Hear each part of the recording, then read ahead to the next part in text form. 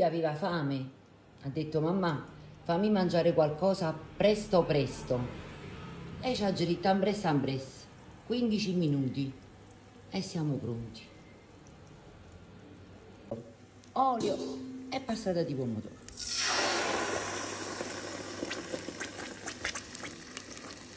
Aggiustiamo con un po' di sale, un po' di basilico. Facciamo cuocere 15 minuti. Adesso saliamo l'acqua, cioè.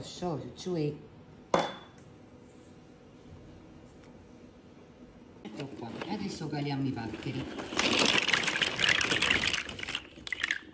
Ecco qua ragazzi, ci siamo, il sugo è pronto e anche la pasta. Adesso lo andiamo a prendere dall'acqua di cottura direttamente nel sughetto. Ecco qua.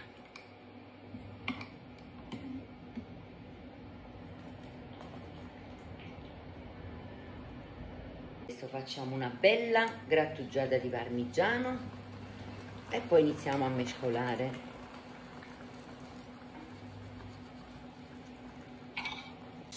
Non ce lo dite che ci metto le sottilette e il parmigiano perché a lui non gli piace. Non lo sa. Un altro po' di basilico e mescoliamo.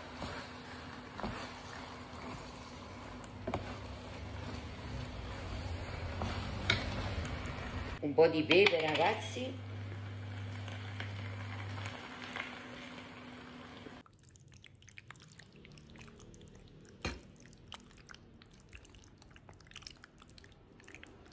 Ecco qua ragazzi, ci siamo. Un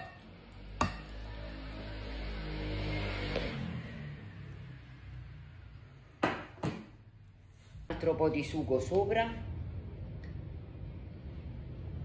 Ma che ci sta più bello di maccaroni, come diciamo a Napoli, i maccaroni con la salsa. Troppo bello. E un altro po' di parmigiano ovviamente. A cascata. A cascata. E se pure a voi vi piacciono questi maccaroni con la salsa, scrivetemi nei commenti.